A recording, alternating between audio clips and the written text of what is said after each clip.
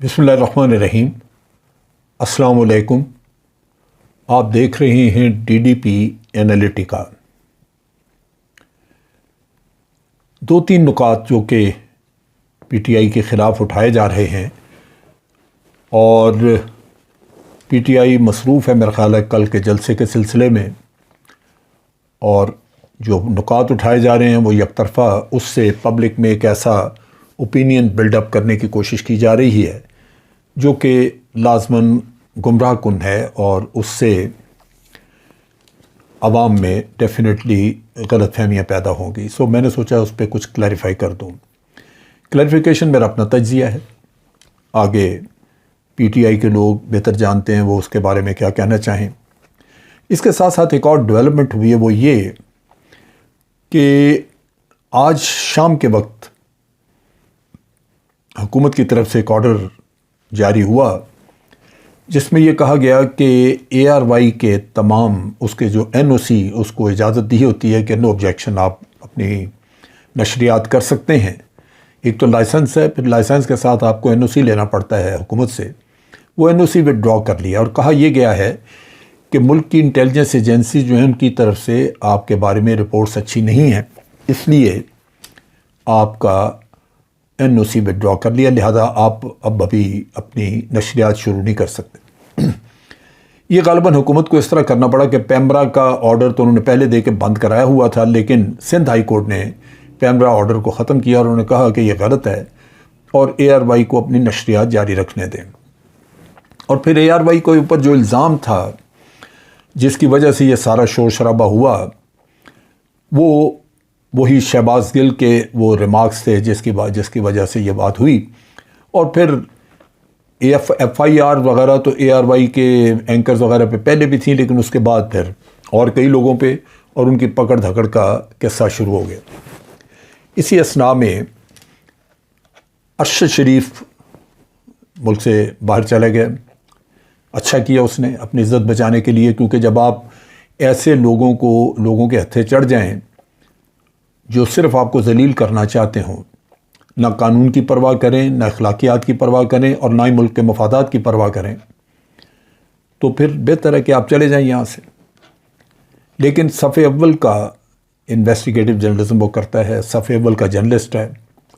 مجھے بہت دکھ ہوا جب میں نے اس کو دیکھا کہ وہ اس طرح ملک سے جا رہا۔ خاص طور پہ میں پچھلے 12-14 سال سے اس آدمی کو دیکھ رہا ہوں، مانیٹر کر رہا ہوں۔ جب سے میں نے میڈیا میں اپیئر ہونا شروع ہوا میں اس کو دیکھتا رہا ہوں۔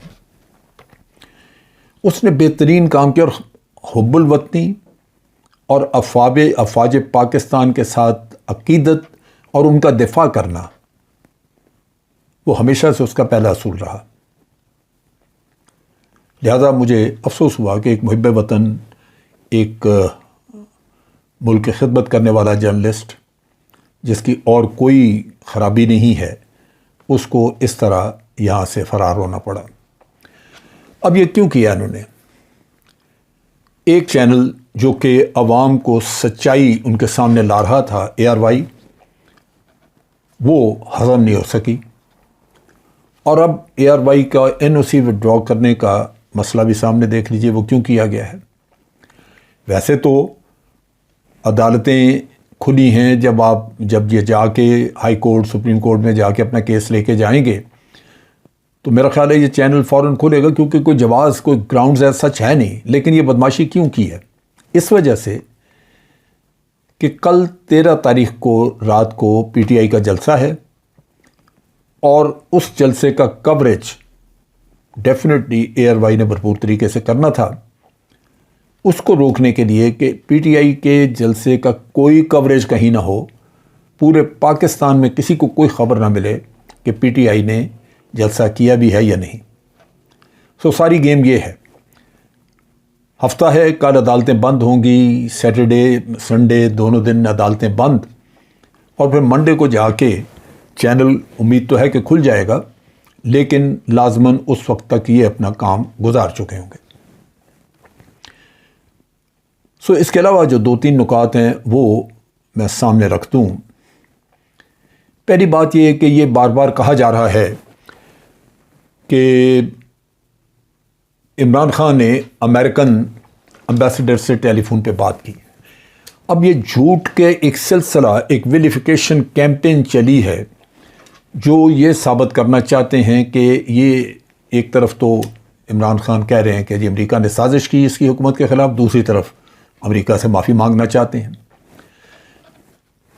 امریکہ کے امبیسڈر سے بات کرنا کوئی مسئلہ نہیں ہے.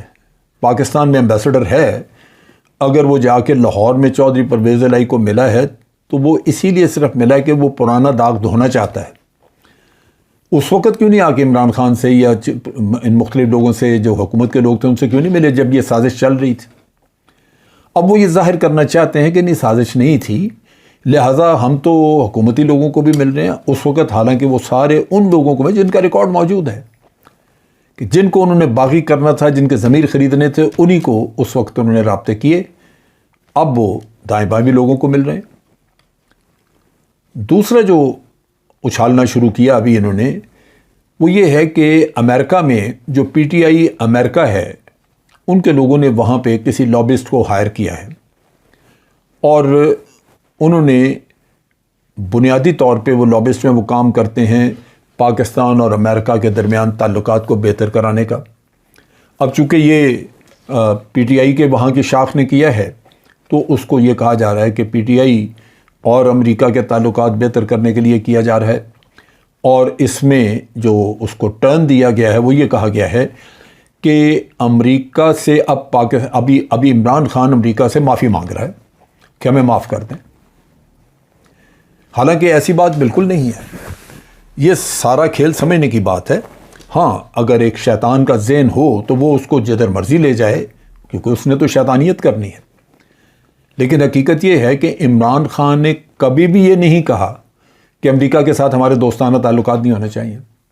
اس نے ہمیشہ کہا ہے کہ امریکہ بہت اہم ہے، اہم ملک ہے، ہم اس سے تعلقات اچھے رکھنا چاہتے ہیں، لیکن ہم ان کی جنگ کا حصہ نہیں بننا چاہتے اور ہم ان کے غلام بھی نہیں بننا چاہتے.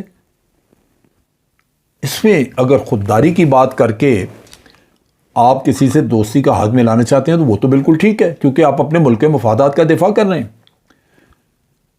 اپنے ملک کے مفادات کو قربان کر کے کسی کے ساتھ دوستی کرنا وہ کون سی عقل مندی ہے؟ وہ تو فوراً ہو جائے گی لیکن عقل مندی تو نہیں ہے. ملک کے مفادات کا سودا کون کرے؟ ہاں آج پی ڈی ایم کے لوگ بیٹھے ہیں، یہ کر لیں گے، ان کو سوٹ کرتا ہے کیونکہ انہیں اور تو کچھ کرنا نہیں ہے، کریڈینشل تو ہے نہیں. لیکن عمران خان نے یہی کہا تھا کہ دوستی تمام ملکوں کے ساتھ ہونی چاہیے، تعلقات سب کے ساتھ اچھے ہونے چاہیے، برابری کی سطح پہ اور اپنے اپنے مفادات کے حق میں. لہٰذا عمران خان کو بالکل بہت ضروری ہے کہ وہ بالآخر امریکہ کے ساتھ اپنے اپنے معاملات، اپنے مراسم درست کریں، ٹھیک کریں، غلط فہمیاں دور کریں، لیکن اپنے موقف پہ قائم رہتے ہوئے کہ ہم آپ کو اڈے نہیں دے سکتے، ہم آپ کے کھیل کا حصہ نہیں بن سکتے، ہم افورڈ نہیں کرتے کہ ہم کسی ایک گروپ کے ساتھ ہو جائیں یا کسی دوسرے گروپ کے ساتھ ہو جائیں. تو یہ چیز ہے سمجھنے کی. تیسرا نقطہ جو بڑا بار بار اچھالا جا رہا ہے کہ میاں نواز شریف جو ہیں اگر وہ نااہل ہیں تو اسی طرح عمران خان جو ہے وہ بھی نااہل ہوگا، کیونکہ وہ ایک سرٹیفکیٹ کی بات کی جا رہی ہے کہ جو اس نے سرٹیفکیٹ ایشو کیا تھا، دیا تھا اپنے فنڈز کے بارے میں، جو پارٹی فنڈز ہیں اس کے بارے میں پارٹی ہیڈ کو ایک سرٹیفکیٹ دیتے ہیں. یہ عموماً یہ سرٹیفکیٹ جو ہے یہ پارٹی ہیڈ کے پاس کوئی ایسی کوئی نہیں ہے، آپ کہہ لیجئے کہ ایکسپرٹیز نہیں ہے، یہ کوئی میکنزم نہیں ہے کہ وہ پارٹی کے اتنے بڑے فنڈ، سارے فنڈ جو ہیں وہ چیک کرے گا، دیکھے گا اور ایک ایک روپے کا حساب کر کے تو وہ کہے گا جی میں نے چیک کر لیا یہ ٹھیک ہے. طریقہ کار اس میں یہی ہوتا ہے کہ آپ نیچے سے سرٹیفکیٹ لیتے ہیں، ضلعی فنڈز والوں نے اپنے سرٹیفکیٹ دیے ہوں گے، پھر یہاں آ کے سینٹرل مرکزی جو آپ کا فائنانس سیکٹری ہے اس نے سرٹیفکیٹ دیا ہوگا اور عمران خان کو کہا ہوگا کہ ہم مطمئن ہیں آپ اس کے اوپر دے دیجئے. تو ایک میوچل اعتماد کی کہانی ہے. کہا یہ جاتا ہے کہ میاں صاحب اور ان کا کیس ایک جیسا ہے، لہٰذا میاں صاحب کو بھی بری ہونا چاہیے. اگر بری ہوتے ہیں عمران خان کو اگر چھوڑنا تو میاں صاحب کو پہلے چھوڑنا چاہیے. اس قدر بھونڈا، اس قدر غلط اور گندی دلیل میں نے نہیں سنی کبھی. میاں صاحب کا اور عمران کا فرق یہ ہے کہ عمران خان پارٹی کے فنڈ کی بات کر رہے ہیں جو کئی لوگ چلا رہے ہیں اور ان سے سرٹیفکیٹ لیتا ہے، اور میاں صاحب کا کیس ان کے اپنے ذاتی فنڈز کا تھا۔ اگر میں یہ کہوں کہ میری جیب میں 1 ارب روپیہ پڑا ہوا تھا اور مجھے نہیں پتا، تو میری بات پہ کوئی یقین نہیں کرے گا۔ لیکن پارٹی کا اگر میں کہوں کہ میری پارٹی میں 1 روپیہ پڑا ہوا ہے تو یقین کر لے گا، کیونکہ 1 ارب میری جیب میں جو ہے اس کا تو مجھے پتا ہونا چاہیے۔ تو میاں صاحب نے وہاں پہ پہلی بات تو یہ کہ انہوں نے کہا جی مجھے پتا ہی نہیں۔ بعد میں جب کیس چلا تو وہ کہتے رہے کہ مجھے تو یہ بھی نہیں پتا کہ وہ کس کے ہیں، یہ جو اپارٹمنٹ ہے میں فیر، اور آپ دیکھیے کہ وہاں پہ رہ رہے ہیں۔ پھر وہاں پہ قطری خط، جعلی ایفیڈیوٹ، تو آپ اس کا موازنہ پی ٹی آئی کے پروہیبٹڈ فنڈ والے قصے سے کرتے ہیں۔ ایک شخص کا ذاتی فنڈز ہے، اس نے اپنی ذات کو سامنے رکھتے ہوئے دھوکہ دیا۔ پھر کہا جاتا ہے کہ تو دیکھیں جی اقامہ تو کسی کا بھی ہوتا ہے، اقامہ وزیر اعظم کو اقامہ لینے کی کیا ضرورت ہے؟ وزیر اعظم تو اس کا سٹاف ٹیلی فون کرے تو اس کے ٹیبل پہ ویزا ہوگا، جتنے دنوں کا چاہیے وہ لے لے۔ لیکن اقامہ کی ضرورت اس لیے پڑتی ہے، ورنہ اقامہ پہ آپ نے دیکھے کہ لوگوں ان کے لکھے کیا ہوئے ہیں۔ کسی کا چپڑاسی لکھا ہوا کہ وہ چپڑاسی کی جگہ وہ کام کر رہا ہے، کسی کا کوئی گھر کی ملازمہ، چھوٹے چھوٹے میاں صاحب کا کسی کمپنی میں پارٹنر، وہ کہتے ہیں میرے بیٹے کی کمپنی تھی۔ ٹھیک ہے، بیٹے کی کمپنی تو ہے نا۔ اصل چیز کیا ہے؟ اصل کی چیز قصہ یہ ہے کہ آپ اقامہ لیتے ہیں تو آپ کو دبئی کا ایک ایڈریس مل جاتا ہے کہ آپ رہائشی ہیں یہاں کے، آپ وہاں پہ بینک اکاؤنٹ کھول لیتے ہیں، اب جو کچھ بھی کرنا چاہیں کر سکتے ہیں، اور اسی کے ذریعے پھر آپ سوئٹزرلینڈ میں اکاؤنٹ کھولتے ہیں اور پتہ آپ کا دبئی کا ہوتا ہے اس میں۔ نتیجہ یہ کہ پاکستان سے بیٹھ کے جب پاکستانی لوگوں کے آپ نام نکالتے ہیں تو یہ دبئی کا پتہ ہونے کی وجہ سے ان کا نام ہی نہیں نکلتے۔ پہلے تو وہ بتاتے ہی نہیں سوئٹزرلینڈ والے، لیکن اگر پتہ کرنا بھی ہو تو یہ کھاتا دبئی میں آئے گا، وہاں سے آپ منی لانڈرنگ کرتے ہیں ساری۔ اقامہ بنیادی طور پہ ایک منی لانڈرنگ کا ذریعہ ہے۔ لہٰذا یہ مکاری کر کے اس طرح کا، ایک طرف تو عمران خان سے جان چھڑانا چاہیں گے، ہر طرح کا پروپیگنڈا جعلی، اور دوسری طرف یہ کہ وہ کسی نہ کسی طرح آپ اپنا الو سیدھا کر لیں اور عمران خان سین سے بے شک ہٹ جائے لیکن نواز شریف صاحب کس طرح واپس آ جائیں۔ یہ وہ المیہ ہے جو کہ اس ملک میں ہونے کو جا رہا ہے، اور اس کی بہت بڑی وجہ یہ ہے کہ ہمارے عوام ہر طرح کی یہ بے انصافی، فضولیات، دھوکہ، چیٹنگ، یہ سب دیکھ لیتے ہیں لیکن برداشت کر لیتے ہیں۔ جہاں عوام میں شعور ہوتا ہے وہ کھڑے ہو جاتے ہیں، حکمرانوں کو سر جھکانے پڑتے ہیں۔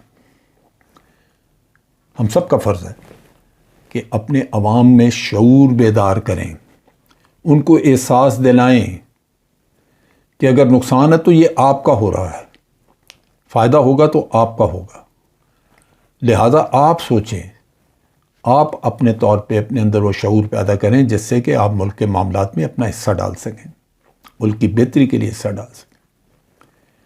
آج کے لیے اتنا ہی۔ افواج پاکستان زندہ باد، پاکستان پائندہ باد۔